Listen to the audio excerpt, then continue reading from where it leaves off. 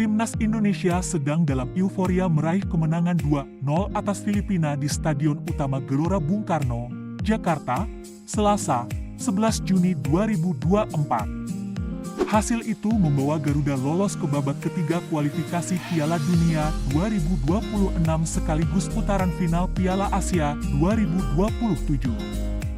Bek Timnas Indonesia, Jai Itzes, tampil penuh selama 90 menit dalam pertandingan ini. Dia memiliki ketenangan dalam mengawal jantung pertahanan tim Merah Putih yang memainkan formasi 3-4-3. Jai Itzes mampu bekerja sama dengan baik bersama Rizky Ridho dan Justin Hubner. Itzes tercatat berkarir di Italia bersama Venezia dan membawa pengalaman dari sana. Lalu, ada Justin Hubner yang berstatus pemain pinjaman di Cerezo Osaka, Jepang, dari Wolverhampton Wanderers, Inggris. Bek Rizky Ridho adalah pemain yang sudah berpengalaman di kompetisi tanah air sejak usia belia. Jai Itzes terlihat memiliki jiwa kepemimpinan meski masih berusia 24 tahun. Dia juga mengakui bahwa karakternya memang ingin mengatur rekan-rekannya untuk memastikan skema berjalan baik.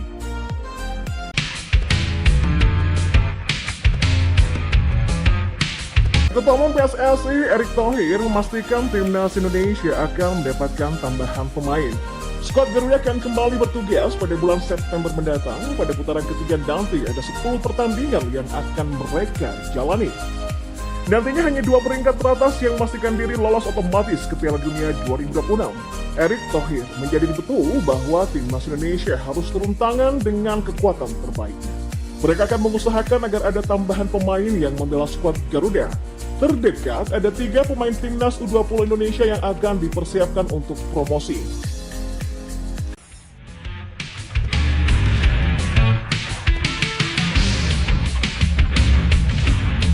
Saya ingin pastikan yang U20 juga menjadi pelapis, karena di pemain U20 ini ada 2, katanya. Sebelumnya, Timnas U20 Indonesia dalam persiapan jelang kualifikasi Piala Dunia U20 2025. Di bawah komando pelatih Indra Syafri, mereka sudah menggelar TC yang cukup panjang, termasuk berlaga di Thailand Cup 2024 dan berhadapan dengan tim-tim yang kuat. 3 pemain yang bisa ke depan kita, ini bisa kita bina ya, tegasnya. Ya, sosok yang menyebut sebagai Menteri BUMN ini mengingatkan bahwa langkah skuad Garuda ke depan tidak akan mudah. Lawan di putaran ketiga nantinya, mayoritas adalah tim yang punya ranking FIFA lebih baik. Namun Indonesia juga memastikan diri akan berlaga di Piala Asia 2027. Maka dengan kekuatan terbaik, diharapkan Rizky Ridho dan kawan-kawan bisa mencapai misi utama dengan lolos ke Piala Dunia 2026.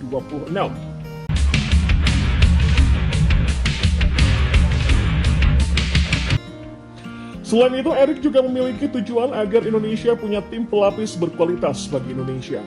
Jadi timnas kita kan harus benar-benar kuat ya secara fisik dan juga mental. Pungkasnya. Ya, media China menyoroti kelolosan timnas Indonesia ke babak ketiga kualifikasi Piala Dunia 2026. Mereka berharap bisa bertemu dengan skuad Garuda. Timnas Indonesia berhasil mencatatkan sejarah dengan lolos ke ronde ketiga kualifikasi Piala Dunia 2026 usai mengalahkan Filipina dengan skor 2-0 pada Selasa kemarin di Stadion Gelora Bung Karno, Jakarta. Menariknya, kelolosan ini disorot oleh media China, sebab mereka menebar war untuk bertemu anak asuh Sinteyong di fase berikutnya. Berharap untuk melihat pertandingan antara China dan Timnas Indonesia di babak berikutnya dalam kualifikasi Piala Dunia 2026 zona Asia. Tulis laporan @hotpol football. China sendiri lolos ke fase berikutnya dengan status runner-up grup C. Mereka bisa saja bertemu satu grup dengan Timnas Indonesia. Pasalnya, China akan masuk di pot kelima untuk undian kualifikasi Piala Dunia 2026 babak ketiga zona Asia, sedangkan Timnas Indonesia ada di pot ke-6. Adapun jadwal undian untuk babak ketiga kualifikasi Piala Dunia 2026 bakal digulirkan pada 27 Juli nanti.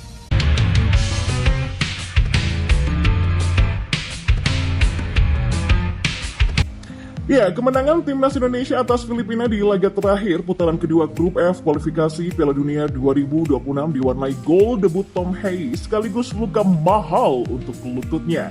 Tom Hei mencatatkan caps kedua untuk timnas Indonesia dalam melanjutkan kualifikasi Piala Dunia 2026 melawan Filipina di Stadion Kualifikasi Piala Dunia 2026. Kembali dipercaya sebagai starter oleh Sinteyong, Tom Hei bertanggung jawab penuh atas distribusi bola dari lini tengah timnas Indonesia. Hasil pun didapat saat pertandingan memasuki menit ke-32.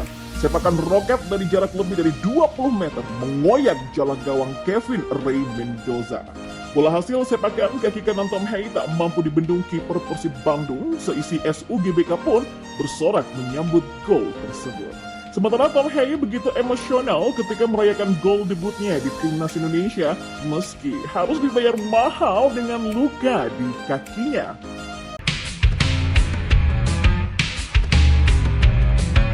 Ya, Tom Hei seperti tidak menyadari kondisi rumput SUGBK yang tidak begitu baik.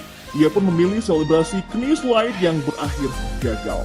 Dengkul Tom Hei tak bisa melaju mulus di atas rumput SUGBK. Ia pun terjerembab ke depan hingga terjatuh dan ditimpa para pemain timnas Indonesia lainnya. Setelahnya barulah terlihat kondisi dengkul Tom Hei tampak bekas luka yang berwarna merah hasil selebrasi knee slide yang gagal total.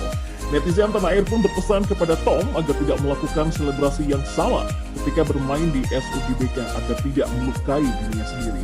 Ya, meski begitu, luka tersebut ditahan Tom sampai pertandingan berakhir. Timnas Indonesia pun menang dengan skor 2-0. Sementara itu pelatih Malaysia Kim Panggon meminta timnya mencontoh timnas Indonesia usai gagal tembus putaran ketiga kualifikasi Piala Dunia 2026. Contoh yang dimaksud adalah mencari pemain keturunan yang berada di Eropa. Diketahui Malaysia berhasil meraih kemenangan 3-1 atas Taiwan di laga terakhir Grup B putaran kedua kualifikasi Piala Dunia 2026 zona Asia.